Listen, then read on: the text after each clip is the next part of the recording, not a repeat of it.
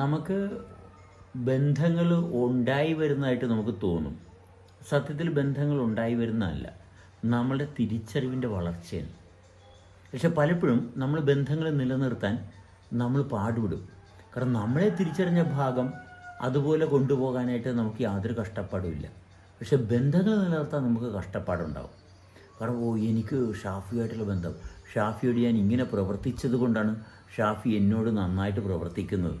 അപ്പോൾ ഷാഫി എന്നോട് നന്നായിട്ട് പ്രവർത്തിക്കാൻ വേണ്ടിയിട്ട് ഞാൻ ചില കോപ്രായങ്ങൾ കാണിക്കും.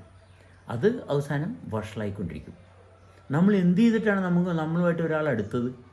നമ്മൾ എന്ത് ചെയ്തു? എന്തെങ്കിലും ചെയ്തോ? ഒന്നും ചെയ്തിട്ടില്ല. നമ്മൾ നന്നായിട്ട് ജീവിക്കുന്നുണ്ടോ? അത് മാത്രം മതി. അവനോ നന്നായിട്ട് ജീവിക്കുന്നുണ്ടെങ്കിൽ ബന്ധങ്ങളെല്ലാം അവിടെ പെർഫെക്റ്റ് ആയിട്ടുണ്ടാകും. നമുക്ക് തോന്നിയാണ് അയാൾ വന്നുകൊണ്ടാണ് എനിക്ക് നല്ലൊരു ജീവിതം ഉണ്ടായത്. ഞാനുണ്ടായത് കൊണ്ടല്ലേ എനിക്ക് നല്ലൊരു ജീവിതമുള്ളത്. ഞാനായിട്ടിരിക്കുന്ന അവസ്ഥയുമായിട്ട് പൊരുത്തപ്പെട്ട ആൾക്കാർ വരും. അത് സ്വാഭാവികമാണ്. ഞാൻ എത്രത്തോളം ഞാൻ മെച്ചപ്പെടുന്നു, അപ്പോൾ നമ്മുടെ കൂട്ടത്തിലുള്ളവർ മെച്ചപ്പെടുന്നില്ലെങ്കിൽ അവർ വിട്ടുപോകും. അതും സ്വാഭാവികമാണ്. പക്ഷേ നമ്മളുടെ ബന്ധം മെച്ചപ്പെടുമ്പോൾ നമ്മൾ കൂട്ടത്തിലുള്ളവരെ നിർത്താനായിട്ട് നോക്കിക്കഴിഞ്ഞാൽ അവർ നിൽക്കത്തില്ലെന്ന് മാത്രമല്ല, നമ്മുടെ ഉള്ള സ്വസ്ഥത സ്വാതന്ത്ര്യം എല്ലാം തകർന്നു പോവുകയും ചെയ്യും. കാരണം കൂട്ടത്തിലുള്ളവർ വളരണാൻ വേണ്ടേ, അവർക്ക് തിരിച്ചറിവ് മെച്ചപ്പെടുത്തണ വേണ്ടേ എന്നൊക്കെ അവരല്ലേ തീരുമാനിക്കുന്നത്. നമ്മൾ തീരുമാനിച്ചാൽ നടക്കുക. നമുക്കതിനുള്ള യാതൊരു റൈറ്റും ഇല്ല.